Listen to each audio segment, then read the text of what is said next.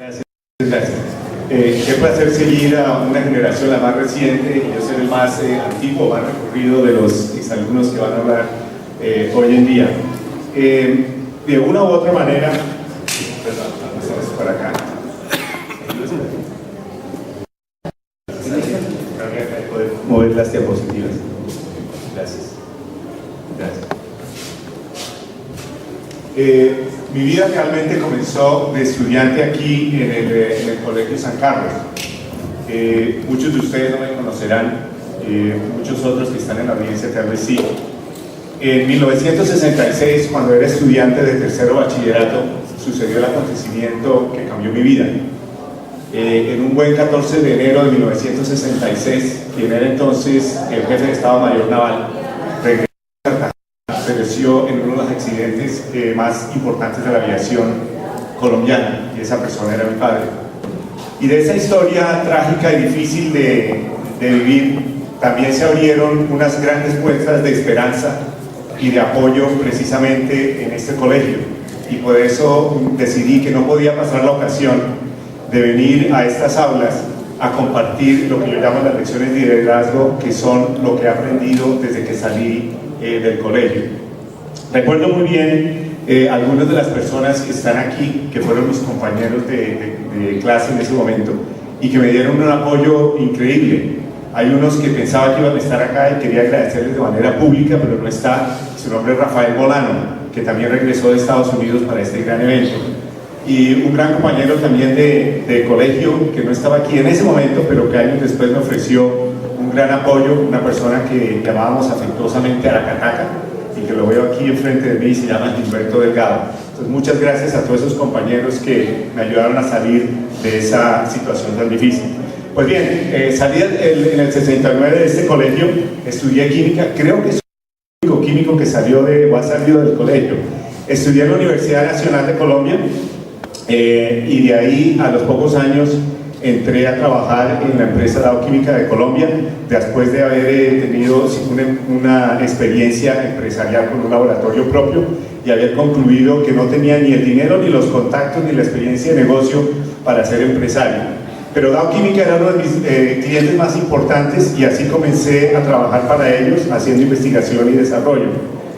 Casualmente, coincidencialmente y de pronto también con un poco de suerte, tuve la oportunidad de descubrir algo de relevancia tecnológica importante para Dow Química, y eso me abrió las puertas para ir a trabajar en Estados Unidos, en Michigan, en Midland, Michigan, donde queda la casa matriz de la empresa, en el área de investigación y desarrollo, y realmente dar la oportunidad de codearme con los mejores, tal vez, científicos de la industria química en el mundo. Una increíble. Después de 1989, al presidente de la compañía, otra compañía que estaba trabajando, se le ocurrió que un químico tenía la habilidad de manejar un negocio a nivel mundial, y me acuerdo las palabras que le dije. Si usted es tan loco de darme esa oportunidad a mí de manejar un negocio sin saber de mercadotecnia, sin saber de finanzas, sin saber cómo poner un plan de negocios, pues yo me le digo, yo soy igual de loco a usted, y pues vamos en el camino, ¿no? Y en ese momento, en 1989, tal vez por la decisión y el deseo de, no sé, de un descendiente de Chicha o de Tairona o de árabe o de español, etcétera, de todas esas mezclas que tenemos acá, creé la visión de que quería ser director general de una empresa en Estados Unidos, y puse mi misión y mi visión y todo mi esfuerzo dedicado a eso, a través de probar de que sí se podía en la Tierra del Norte. Esa oportunidad se me dio en el año 2000, y del 2000 al 2003 lideré una empresa de más o menos 1.500 personas, y en el año 2003 entonces decidí, como digo yo, bajarme del caballo brioso, porque yo pienso que liderar una compañía es como montar un caballo bien brioso. Entonces decidí bajarme del caballo brioso y más bien dedicarme a enseñar a jinetes a que fueran buenos montadores de caballo. Y desde entonces me he dedicado a lo que es mi propósito de vida hoy en día. Y mi propósito de vida es el desarrollo del potencial humano, y específicamente el desarrollo de líderes en el campo ejecutivo y sus equipos de trabajo. Entonces, en esta breve charla quiero pasarles a ustedes algunas de las cosas que he aprendido en esos 30 años de trabajo en corporaciones. Entonces, quiero hablar de 3 temas. Uno, la importancia del autoconocimiento personal como la esencia del líder. Segundo, la posibilidad y los beneficios que existen en el autoempoderamiento personal. Y tercero, tal vez ligar con los comentarios del conferencista anterior, y es la importancia de definir cuál es el propósito de la vida de uno y el legado que queremos dejar en esta vida. ¿Cuáles fueron mis lecciones iniciales? Primero, que se trata más de conocimientos y habilidades. Hay algo más que necesitan hacer los líderes. Y me refiero a eso porque nunca me pude explicar cómo fue posible que al llegar a Estados Unidos después de un par de años me dieron a manejar más de 30 científicos, muchos de ellos con doctorados, y yo nunca tuve un doctorado. Yo, como decía yo allá, yo simplemente soy un chicha que estudié química en la Universidad Nacional de Colombia y llegué acá y hice un posgrado en polímeros, ¿no? Pero sí tuve por lo menos 22 personas, no solamente con doctorados, sino algunos doctorados aún más, y se imaginarán pues los retos que tienen al ver que tienen una persona como su jefe, como su líder, que tiene una educación inferior, por decirlo así, que ellos mismos, ¿no? Entonces hay más, se necesita más que saber, se necesita más que traducir ese conocimiento en algo que yo pueda hacer prácticamente, que es lo que se llaman habilidades. Esa ha sido una lección que ha seguido conmigo, ¿no? Y el tener la seguridad de que sí necesito cierta educación y que sí necesito ciertas habilidades, pero que hay algo más dentro de cada uno de nosotros que es necesario para poder influenciar y liderar organizaciones. La segunda lección inicial de mi carrera fue que tenemos la capacidad y la habilidad de reinventarnos. Se imaginarán que para desarrollar líderes tengo la preparación adecuada, ¿no? Y así comienzo yo muchos de mis talleres, ¿no? Y les digo, yo tengo la preparación más idónea para desarrollar líderes porque soy químico, ¿no? Y entonces la gente se muere de la risa, ¿no? Pero sí, a través de los años, primero al dejar investigación y desarrollo, comenzar a manejar un negocio y posteriormente, más tarde en mi vida, de dedicarme con toda la pasión que siento a desarrollar líderes, es la conclusión que todos y cada uno de nosotros, cuando queramos y cuando lo deseemos, podemos reinventarnos. Podemos reinventarnos y adaptarnos a cambios de la vida y escoger el camino que queremos seguir, ¿no? Y que poco importa hasta cierto punto lo que hayamos hecho hasta el momento. Puede que hayamos sido ingenieros químicos, puede que hayamos sido arquitectos, que hayamos sido lo que haya sido, pero en cualquier momento yo puedo decidir cuál es el camino de la vida que me llama a mí la atención.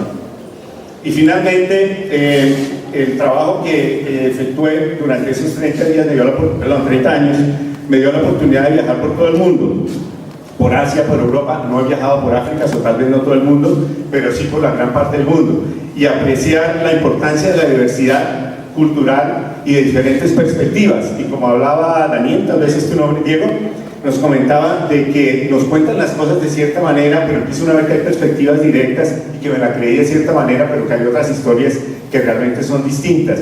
Y en no rechazarlas desde el principio, sino más bien explorar cuál es la historia y tratar de entonces de elucidar cuál es la verdadera, ¿no? Porque hay dos historias aquí muy distintas y, como decimos aquí, tal vez no tragar entero. Pero durante todo ese tiempo, una de las preguntas que siempre me acechaba con mucha frecuencia, a medida que perseguía ese sueño de dirigir una empresa americana, era ¿qué hacen los líderes? ¿Qué hacen los líderes? Y hay una cantidad de libros escritos sobre el tema. Los líderes efectivos hacen A, B, C y D. O va uno a institutos, bien sea Harvard, MIT o sea, en algunos de ellos yo fui, tratando de entender qué es lo que hacen los líderes para copiarlo uno. Pues si eso lo hizo un líder efectivo, me sale lo mismo. Pero da la casualidad de que a lo que yo llamo la pirámide del comportamiento humano, que para mí es la esencia del liderazgo. Y funciona así. Los comportamientos de los seres humanos, aquí los resultados, son el resultado de tres cosas. Uno, lo que yo creo sobre mí, los pensamientos que esas creencias generan y las emociones que cualquier estímulo externo entonces genera en mí. La combinación de esas tres cosas, de lo que yo creo, de lo que yo pienso y de lo que yo siento, es lo que entonces impacta mi comportamiento y es lo que la gente ve. Y entonces aquí sale una pregunta muy interesante, porque si le preguntan a ustedes a cualquiera de sus amigos en qué crees tú, te empieza a hablar de religión, o de política, o de deporte, o de cualquier otra cosa. Pero la pregunta más importante para cada ser humano es ¿qué crees tú de ti mismo? ¿Qué crees tú de ti mismo? ¿Y cómo llegaste a esas conclusiones? Porque así como las historias de Simón Bolívar, etcétera, lo que nos damos cuenta es que en el proceso de formación del ser humano aceptamos creencias e historias que nos cuentan, no solamente de Simón Bolívar, sino también de nosotros. Cada uno de nosotros entonces encontramos que hay creencias fortalecientes. O sea, yo creo que soy bueno para las matemáticas, o yo creo que soy bueno para los deportes. Pero asimismo hemos llegado nosotros a conclusiones de cosas que me limitan. Yo no soy bueno para esto, yo no soy bueno para lo otro. Y realmente muy pocas veces los seres humanos nos detenemos a pensar, oye, ¿cómo llegué yo a esa conclusión? Creí eso de mí mismo. Y en mi trabajo con ejecutivos lo que me he dado cuenta es que todos los seres humanos tienen esas limitantes y que esas limitantes las puedo averiguar. Y en muchos casos esas limitantes son puro cuento. Llegué a una conclusión equivocada sobre mí mismo y he pasado todos mis años y jamás he evaluado si esa es una creencia verdadera o no. Y eso lo que nos lleva es entonces a la necesidad de hacer autoempoderamiento. Y la parte de la historia es que existen metodologías, lo que yo llamo trabajo de desarrollo personal, para entender realmente quién soy. ¿Cuáles son las creencias fundamentales que dictaminan mis comportamientos si yo estoy interesado en influenciar a otras personas y ser un gran líder? Y es el método que yo llamo de pelar la cebolla, que tenemos ahí. Y la manera que funciona es que como en nuestra experiencia de vida tenemos muchas experiencias que no nos gustan, y como los seres humanos estamos diseñados para acercarnos al placer y huir del dolor, esas experiencias que más nos han tocado las enterramos en el subconsciente. Y entonces perdemos la conciencia de cómo esa creencia y esa experiencia impacta mi comportamiento hoy en día, y no lo reconozco. Y es así como en muchos líderes entonces vemos características, por ejemplo, de mal genio, de exigencia, de demanda, de impaciencia, etc. Y ahí viene el origen. Y entonces en ese proceso de pelar la cebolla podemos encontrar cuál es el motivo de mis comportamientos. Hay muchos métodos tradicionales para llegar a eso, que los conocemos, hay análisis sensacional, terapias, etc. Pero también hay otros métodos no tradicionales, meditaciones, y hay muchas culturas antiguas, muchas de las cuales se encuentran en Colombia, que nos permiten llegar a la esencia de lo que somos. Y lo que nos permite hacer todo eso como líderes es que vemos la claridad de los hechos con una claridad que es imposible llegar si no hacemos ese tipo de trabajo. Hablando de métodos y culturas antiguas, para mí fue muy satisfactorio porque he trabajado con ellas y he aprendido de ellos en Estados Unidos, de los Cherokees y los Tarogas, de haber visto que nuestro actual presidente acudió a los Taironas antes de su posesión, y de reconocerlos a ellos porque realmente tienen un ámbito de sabiduría que muchos de nosotros no hemos tocado. Yo espero que algún día volver a Colombia y realmente poder beneficiarme de la sabiduría de los Taironas. Los he estudiado de lejos y sé que tienen unas metodologías para ayudar a este tipo de desarrollo que son impresionantes. Finalmente quiero hablar del pilar de liderazgo, y lo más importante que quiero tocar aquí es la misión, la importancia de tener claramente cuál es el propósito de nuestra vida y el legado que dejamos. Y como me está mostrando la mano, entonces voy a acelerar un poco. Y yo he estudiado mucho esto de legados porque hace muchos años que lo que me hizo cambiar fue, yo fui a un seminario y nos pasaron por una experiencia más o menos así. Dice, imagínate que estás respirando el aire en la tierra por las 2 o últimas 3 veces, ¿no? Y te hacen sentir esos momentos finales en nuestra vida, y de pronto te tiran la pregunta, te están enterrando medallas, te están tirando la tierra encima y allá hay una lápida totalmente blanca, y entonces los familiares o los amigos tienen una opción, ¿qué ponemos en esa lápida?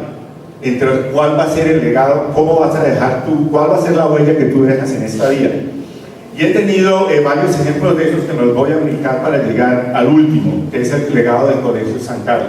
Porque lo que no les conté al principio es que cuando se murió mi papá, el padre Francis y el padre Sebastián llamaron a mi mamá y me ofrecieron una beca en este colegio, en una beca que tal vez sin esa ayuda no hubiera podido continuar mis estudios acá, porque venía de una familia muy numerosa de 6. Y entonces yo me pregunto, al escuchar que viene una persona de Noruega, que viene gente de distintas partes del país, que viene gente, como sé que hay por lo menos 6 o 7 personas de Estados Unidos, incluyendo a mí, que vinimos a esta celebración, es ¿por qué regresamos? Y yo creo que no regresamos para celebrar las becerradas y las pilatunas que hacíamos con los compañeros, y las fiestas y los partidos de básquetbol entre el San Carlos, el Nueva Granada, etcétera, etcétera, las fiestas con la de San Pacha, sino venimos porque hay algo más que nos une dentro de nosotros. Y es el legado que yo creo que ha dejado el padre Francis en esta comunidad. El legado que tú hablabas antes, de que algo nos toca dentro, Algo nos toca dentro y algo nos une, y es el deseo de sancarlistas de beneficiar a otros y dedicar nuestra pasión y toda la energía para dejar una huella positiva en el mundo. Ese para mí es el legado del Colegio San Carlos, y por eso es que estamos aquí celebrando 50 años. Entonces quería finalizar, no sé si está aquí el Padre Francis o no, simplemente para darle las gracias desde el fondo de mi corazón y decirle muchas gracias por ese legado que me dejó a mí. Invitarlos a todos ustedes, sobre todo a los exalumnos, que propaguemos ese legado y que no se muera ese legado. Muchas gracias.